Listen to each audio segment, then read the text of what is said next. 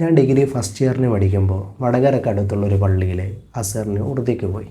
ഉറുദി എന്ന് പറഞ്ഞാൽ എന്നെ പോലത്തെ മുത്താലിമീങ്ങൾ റമദാനിൽ ഓരോ പള്ളിയിലും പ്രസംഗിക്കാൻ വേണ്ടി പോകും. അതുവഴി പ്രസംഗിക്കാനും ജനങ്ങളോട് ഇടപെടാനും പഠിക്കും. ഇന്ന് മുഖ്യധാരയിൽ കാണുന്ന ബഹുഭൂരിപക്ഷ പണ്ഡിതന്മാരും തൻ്റെ ചെറുപ്പകാലത്ത് ഇതുപോലെ ഉറുദി പറഞ്ഞവരായിരിക്കും. അന്ന് എനിക്ക് 18 വയസ്സായിട്ടില്ല. അതുകൊണ്ട് തന്നെ കയ്യിൽ ബൈക്കോ മറ്റോ ഇല്ല. നടന്നു വേണം വീട്ടിലേക്ക് പോകാൻ.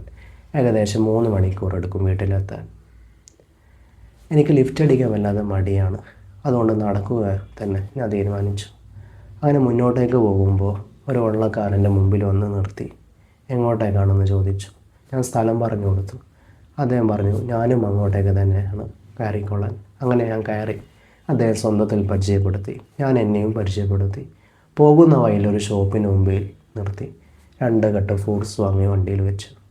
അങ്ങനെ മുന്നോട്ടേക്ക് പോയി. അദ്ദേഹം എന്നെ എൻ്റെ വീട്ടിൻ്റെ മുമ്പിൽ തന്നെ ഇറക്കി. പോകുമ്പോൾ ഒരു കെട്ട് ഫ്രൂട്ട്സ് എനിക്കും തന്നു. എൻ്റെ ഓർമ്മ ശരിയാണെങ്കിൽ അതൊരു 3 ശമാമായിരുന്നു. ഞാനത് ഇപ്പോഴും ഓർക്കുന്നുണ്ട്. അദ്ദേഹത്തെ സംബന്ധിച്ച് അത് നിസ്സാരമായൊരു സഹായമാണ്. അദ്ദേഹം പോകുന്ന വഴിയിൽ എന്നെ ഒന്ന് ഇറക്കിയെന്ന് മാത്രം. ഞാൻ അദ്ദേഹത്തിന് വേണ്ടി ഇന്നും ദുആ ചെയ്യാറുണ്ട്. നമ്മൾ മറ്റുള്ളവരിൽ നിന്ന് ഒന്നും പ്രതീക്ഷിക്കാതെ ചെയ്യുന്ന സഹായങ്ങൾ അതേ നമുക്കുണ്ടാവും. ഭൂമിയിലുള്ളവരോട് കരുണ കാണിച്ചാൽ ആകാശത്തിൻ്റെ അധിപൻ നിങ്ങളോടും കരുണ കാണിക്കുമെന്ന ചിന്ത നമുക്കെപ്പോഴും വേണം. കഠിന ചൂടാണ് വരാൻ പോകുന്നത്.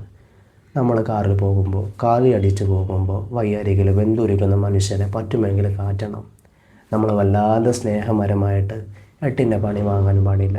പലതരം ഉടായ്പുകാരും ഉണ്ടാവും. ചിലപ്പോൾ അതൊരു കഞ്ചാവ് വിൽപ്പനക്കാരനായിരിക്കും. നമ്മളും അതിൽ കണ്ണി ചേർക്കപ്പെടും. അത് സൂക്ഷിക്കണം. അത്തരം അനുഭവങ്ങളുണ്ടെങ്കിൽ തീർച്ചയായും അത് പങ്കുവെക്കണം. അത് മറ്റുള്ളവർക്ക് പാഠമാകട്ടെ.